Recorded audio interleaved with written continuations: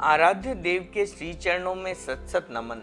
मैं अभिनंदन गादिया सूरत से जैन हिंदी ऑडियो बुक में आपका स्वागत करता हूं। अगर आप इस चैनल पर नए हैं तो इसे सब्सक्राइब कर दीजिए और बेल आइकन प्रेस कर दीजिए, जिससे चैनल के नोटिफिकेशन आपको रेगुलर मिलते रहें। चैतन्य रश्मि कनक प्रभा, साध्वी कनक श्री जी, प्रकाशक जैन विश्व भारती लाडनू। नेतृत्व रश्मि, जीवन निर्माण। तेरापंथ धर्म संघ का साध्वी समाज विशाल है, प्रबुद्ध है और प्रगतिशील है। इसका कारण है उसकी शिक्षा, साधना और जीवन निर्माण की दिशा में नेतृत्व की पूर्ण जागरूकता। साध्वियों का निकट संबंध साध्वी प्रमुखा श्री जी से रहता है, अतः उनकी बहुआयामी गति प्रगति का मुख्य दायित्व साध्वी प्रमुखा पर रहता है। संघ में प्रति वर्ष दीक्षाएं होती हैं। नई साध्वियाँ चाहे कॉलेज, यूनिवर्सिटी की डिग्रियां लेकर आती हैं, पर साधुता, सामुदायिक चेतना तथा संघीय संस्कारों की वर्णमाला का ज्ञान तो उन्हें संघ में आकर ही शुरू करना होता है। संस्कार निर्माण न भय से होता है, न प्रलोभन से, न कठोर अनुशासन से होता है, न सर्वथा खुलेपन से। जीवन की पतंग को ऊंचे आकाश में उड़ाने के लिए डोर को कब कसना और कब ढीला छोड़ना है, यह ज्ञान आवश्यक है। साध्वी प्रमुखा श्री जी एक कुशल मानस शास्त्री हैं, मनश्चिकित्सक हैं, अतः उनकी प्रशासन शैली और प्रशिक्षण शैली दोनों ही विलक्षण हैं।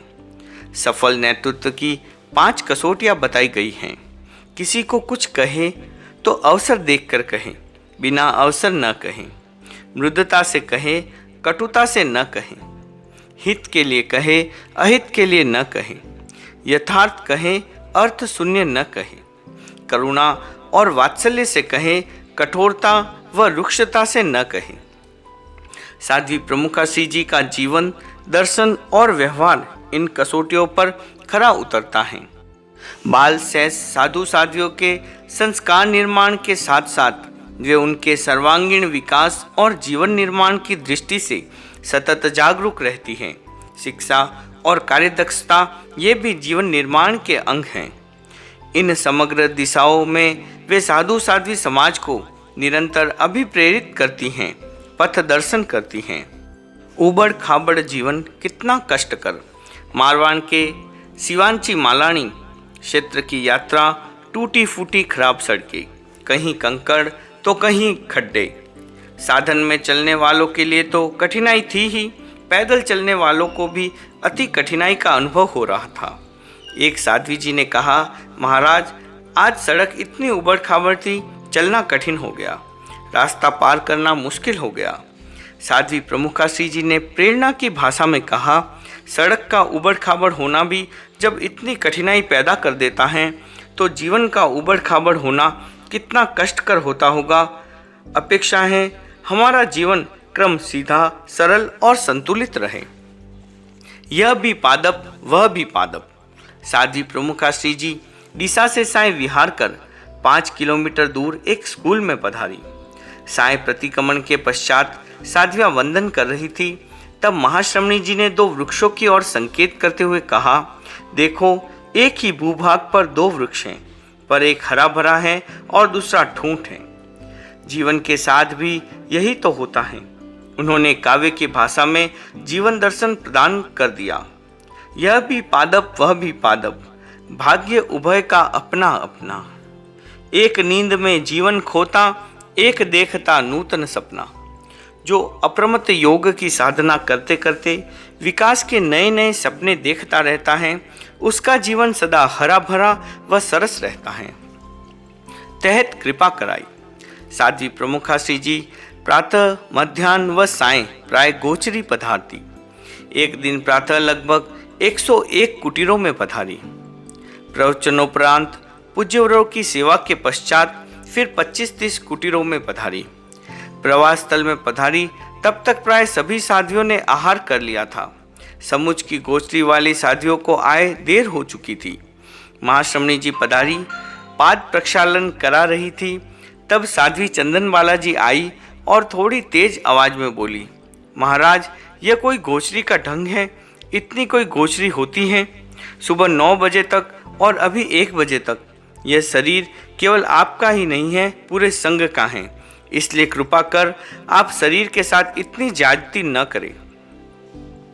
महाश्रमणी जी ने मुस्कुराते हुए कहा, तैत कृपा कराई, ध्यान रखने का भाव है। रत्नादिक साध्विया कुछ कहे उसे कैसे विनय पूर्वक स्वीकार करना चाहिए, उनके द्वारा ये सक्रिय प्रशिक्षण प्राप्त कर साध्वी वृंद गद गद हो गई। नींद नहीं सताएगी। लाडनू सेवा केंद्र की घटना है। एक बार दोपहर में साध्वी अनुशासन श्री जी चाय लेकर आई। साध्वी प्रमुखा श्री जी ने पूछा, किसके लिए लाई हो? साध्वी कल्पलता जी के लिए। उन्होंने कहा, वे तो अभी यहाँ है नहीं, थोड़ी देर इंतजार कर लो, आ जाए तो ठीक, वरना उठा लेना। थोड़ी देर बाद वे साध्वी प्रमुखा श्री जी के पास खड़ी थी। साध्वी प्रमुखा श्री जी ने पूछा, चाय पी ली? साध्वी श्री जी ने कहा, महाराज आपकी कृपा से। साध्वी प्रमुखा श्री जी, तुम चाय की शौकीन हो, चाय पीने की इच्छा रहती है। साध्वी जी ने निवेदन किया, महाराज आप फरमा रहे हैं वह ठीक है, पर अभी परीक्षा के दिन हैं, दोपहर में पीने से रात को नींद नहीं आती, पढ़ाई अच्छी तरह से हो जाती है। साध्वी प्रमुखा श्री जी ने विनोद में फरमाया, हम तो रात को हमेशा जागते हैं, पर कभी चाय नहीं पीते। अब साध्वी जी निरुत्तर थी। वे साध्वी प्रमुखा श्री जी की ओर देखने लगी। आपने फरमाया, तुम जागरूकतापूर्वक अध्ययन करो, चित्त को उसी में लगा दो, पूरी निष्ठा से पढ़ो, फिर तुम्हें नींद नहीं सताएगी। चुस्त बनो। दिल्ली, भगवान महावीर निर्माण शताब्दी वर्ष का चातुर्मास। संध्या का समय। महाश्रमणी जी 2 साध्वियों के साथ पंचमी समिति के लिए पधारी। भीड़ भरा पथ था, यान वाहन द्रुत गति से आ जा रहे थे। साध्वी उर्मिला श्री जी के हाथ में पानी का पात्र था, वे चल रही थी। पास से एक स्कूटर निकला, हैंडल से हाथ टकराया। जोली व्यवस्थित पकड़ी हुई नहीं थी, ढीली थी, इसलिए पात्र सहित जोली स्कूटर के हैंडल पर लटक गई। वे स्तब्ध रह गई। उनके बस मुंह से इतना ही शब्द निकला, ले गया ले गया। आवाज सुन महाश्रमणी जी ने पीछे झांका, कौन क्या ले गया? किंतु उनकी स्तब्ध मुद्रा और खाली हाथ देखकर साध्वी प्रमुखा श्री जी ने इधर उधर दृष्टि पसारी। आगे देखा तो झोली स्कूटर पर लटकी हुई दिखाई दी। वे द्रुत गति से स्कूटर के पास पहुंची और झोली लेकर आई। उन्होंने बड़े शांत एवं संयत शब्दों में नवदीक्षित साध्वी को समझाते हुए कहा, सुस्त नहीं, चुस्त बनकर चलो। आज तो वह झोली पात्र ही लेकर गया, कल कहीं किसी को घसीट कर ले जाए तो फिर क्या करोगी? शालीनता से सावधानी पूर्वक चलो, ताकि कोई दुर्घटना न होने पाए। ज्ञान ध्यान की लौ जले। साध्वी प्रमुखा श्री जी गवाड़ी ग्राम में विराज रही थी। आहार के समय उन्होंने बाल साध्वी तन्मय प्रभा जी को भिक्षा में प्राप्त जलेबी प्रदान की। जलेबी छोटी थी, पर उस पर दीपक की लौ जैसा आकार था। उन्होंने फरमाया, देखो ये दीपक की लौ हैं, अब तुम्हें भी अपने भीतर ज्ञान ध्यान की लौ जलानी है। अर्धरात्रि में विचार।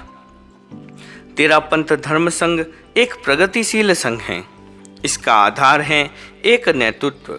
संघ के प्रत्येक सदस्य के आंतरिक बाह्य स्वास्थ्य, योगक्षेम और विकास की चिंता स्वयं गुरु करते हैं या उनके द्वारा अधिकृत व्यक्ति करते हैं। संघ में 500 साध्वियों के संरक्षण, सर्वधन और उत्प्रेरणा का दायित्व साध्वी प्रमुखा श्री जी पर है। वे अहर्निश उनकी साधना, स्वास्थ्य, शिक्षा आदि के संदर्भ में चिंतन करती रहती हैं। यथेष्ट सफलता के अभाव में वह चिंतन कभी कभी चिंता में भी बदल जाता है। एक बार साध्वी प्रमुखा श्री जी के उपपात में एक बाल साध्वी बैठी थी।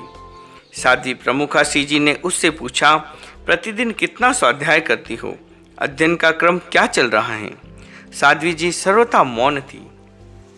महाश्रमणी जी ने उन्हें संप्रेरित करते हुए कहा, देखो, आज जब मैं अर्धरात्रि में उठी तो सबसे पहले तुम्हारा ही विचार आया, तुम्हारे जीवन क्रम के बारे में चिंता हुई। महाश्रमणी जी के अंतस की पीड़ा ने बाल साध्वी के बचपन को झकझोर दिया। वे श्रद्धा प्रणत थी श्री चरणों में। उन्हें नई दृष्टि मिली, जीवन दिशा बदली, विकास की दिशा में जागरूक प्रयत्न हेतु संकल्पित हुई। मन संयुक्त न हो। शेष मुनि जम्बू कुमार साध्वी प्रमुखा श्री जी से हिंदी भाषण का अध्ययन कर रहे थे। उससे संयुक्त अक्षर आया कहना। संयुक्त अक्षर के उच्चारण में उन्हें कुछ कठिनाइयाँ होती थीं, इसलिए वे कहना का बार बार कहन उच्चारण कर रहे थे। साध्वी प्रमुखा श्री जी ने उच्चारण शुद्ध करवाते हुए बोध पाठ दिया। जिस प्रकार संयुक्त अक्षर सुगमता से पढ़े नहीं जाते, वैसे ही संयुक्त मन सुगम व सरल नहीं होता। साधक को चाहिए कि वह अपने मन को सरल रखे, सहज रखे। मुझे प्रसन्नता है। साध्वी वंदना श्री जी को अध्ययन करते हुए देखकर महाश्रमणी जी ने कहा, 2 दिनों से मैं वंदना श्री जी को पढ़ते हुए देख रही हूँ। इसकी मुझे प्रसन्नता है। मैं इन्हें बातें करते देखती हूँ तो इनके विकास और भविष्य के बारे में चिंतित हो जाती हूँ। चमत्कार पेन का। साध्वी प्रमुखा श्री जी ने साध्वी स्वर्ण रेखा जी को एक पेन देते हुए कहा, लो लिखो। स्वर्ण रेखा जी बोली, महाराज लिखना तो मुझे आता ही नहीं है, क्या लिखूंगी। उन्होंने कहा, लिखना नहीं आता है तो सीखो। प्रमुखा श्री जी द्वारा प्रदत्त पेन का ही चमत्कार था या सिद्ध वाणी का प्रभाव। साध्वी स्वर्ण रेखा जी जब भी उस पेन से लिखने बैठती तो अनायासी भाव उमड़ पड़ते और गीत बन जाता। दूसरे पेन से लिखने बैठती तो नहीं लिखा जाता। स्वदेश्य प्रयत्न हो। साध्वी प्रमुखा श्री जी का चिंतन रहता कि संघ की प्रत्येक साध्वी स्वावलंबी और आत्मनिर्भर बने। उनकी दृष्टि में किसी भी कार्य के लिए परापेक्षी बनना ठीक नहीं। एक दिन उन्होंने साध्वी स्वर्ण रेखा जी से कहा, तुम्हें पात्रियों पर नाम देना है। उन्होंने निवेदन किया, महाराज मुझे आता नहीं है। उन्होंने फरमाया, जैसा आता है वैसा लिखो। लिखोगी तभी तो आएगा। हाथ में कलम तो पकड़ी नहीं और कहती हो मुझे आता नहीं, कोशिश तो करो। आज्ञा को सिरोधार्य कर वे लिखने बैठी, पर कलम चली नहीं। थोड़े बहुत अक्षर लिखे गए, वे भी टेढ़े मेढ़े थे। उन्होंने सोचा कि कलम से अक्षर साफ नहीं लिखे जा रहे हैं तो क्यों न पेन से लिखा जाए। पेन से लिखने पर अक्षर तो लिखे गए पर आकर्षक नहीं हुए। तथापि वे साहस बटोरकर साध्वी प्रमुखा श्री जी के उपपात में पहुंची और निवेदन किया, महाराज बहुत प्रयत्न करने के बावजूद भी अक्षर बढ़िया नहीं हो रहे हैं। उन्होंने उन्हें आश्वस्त करते हुए कहा, अच्छे बुरे की बात नहीं है, एक दिन में महारत हासिल नहीं होती। उस दिशा में स्वदेश्य प्रयत्न हो तो सफलता मिलते देर नहीं लगती। अब प्रयत्न करो। इस बार नवदीक्षितों की जितनी भी पात्रियां हो, उन सब पर नाम तुम्हें ही लिखना है। इस नाम को ऐसे ही रहने दो। उस प्रेरणा प्रोत्साहन का ये प्रभाव है कि साध्वी स्वर्ण रेखा जी ने न केवल कलम चलाना सीखा, अपितु पात्र पात्रियों पर कलात्मक नामांकन करने वाली साध्वियों की पंक्ति में अपना स्थान बना लिया। कार्य दक्षता। एक साध्वी ने सुजानगढ़ में साध्वी प्रमुखा श्री जी से निवेदन किया, मैं आपकी निष्ठा के रजोहरण का प्रतिलेखन करना चाहती हूँ। आपने स्मित वदन कहा, तुम्हारी इतनी गहरी इच्छा है तो प्रतिलेखन कर लेना। साध्वी जी प्रसन्न मन्ना वहाँ से लौट गई। लगभग 2 सप्ताह के बाद उन्होंने पूछा, क्या रजोहरण बांधना आ गया? साध्वी जी ने प्रत्युत्तर में बोली, महाराज सीख रही हूँ। उनका अगला प्रश्न था, रजोहरण के ऊपर जो कपड़ा बांधा जाता है वह बांधना आ गया क्या?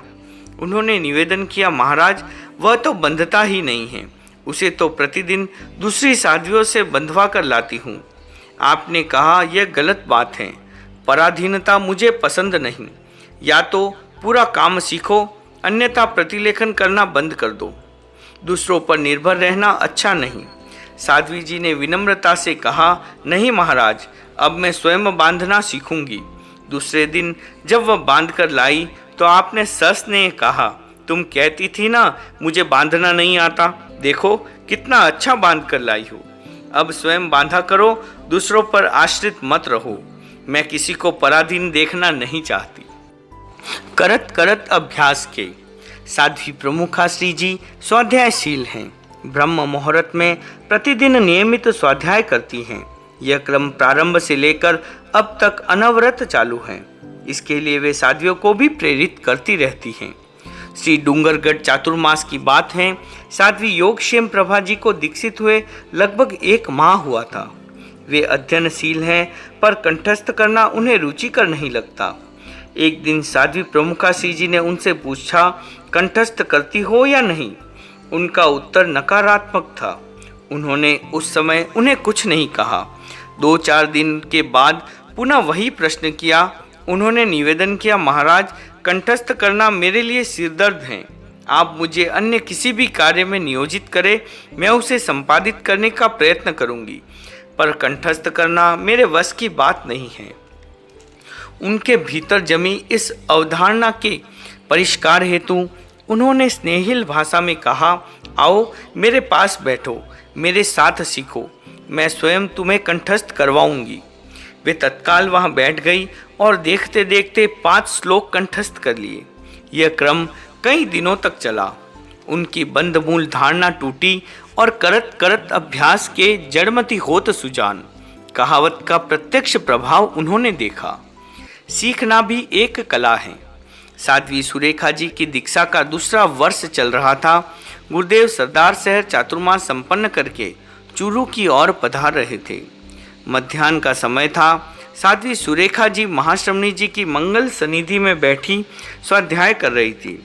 अचानक आपकी दृष्टि उन पर पड़ी। उन्होंने उनसे पूछा, क्या सीखना चाहती हो?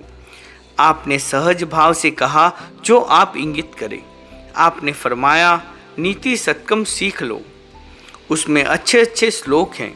यह कहने के साथ ही पुट्ठे से एक प्रति निकाली और उनके हाथ में थमा दी। प्रति प्राप्त कर वे खुश हो गई। हाथ में लेकर उसे पढ़ना प्रारंभ किया, किंतु प्राचीन लिपि में लिखी हुई होने के कारण वे पढ़ नहीं पाई। फलतः उसे रख दिया। 2-4 दिन बाद उन्होंने उनसे जानकारी ली कि वे कितने श्लोक याद कर पाई हैं। वे बोली, महाराज, वह लिपि मेरी समझ में नहीं आई। बड़ी साध्वियों को निवेदन भी किया, पर उनके पास समय नहीं था पढ़ाने के लिए, इसलिए एक भी श्लोक कंठस्थ नहीं हो पाया है। आपने अत्यंत स्नेह से कहा, कोई बात नहीं है, अब तुम मुझसे पढ़ लिया करो। उनकी खुशी का ठिकाना नहीं रहा। इस क्रम से उन्होंने 10 दिनों में नीति सत्कम सीख लिया। प्रतिदिन साध्वी प्रमुखा श्री जी से श्लोक पढ़ना और उन्हें कंठस्थ करना उनका नित्य क्रम बन गया। आपकी वह स्नेहिल प्रेरणा आज भी उनके स्मृति पटल पर अंकित है। स्नेहिल दृष्टि, थकान दूर। सुजानगढ़ से बिहार कर महाश्रमणी जी लाडनू पधार रही थी। उस समय साध्वी श्री सविता श्री जी, स्वस्तिका श्री जी एवं शशि प्रभा जी उनके चरणों का अनुगमन कर रही थी। गर्मी का मौसम था। उनके हाथ में जल से भरे तुम्बे थे। अधिक भार होने के कारण वे चल नहीं पा रही थी।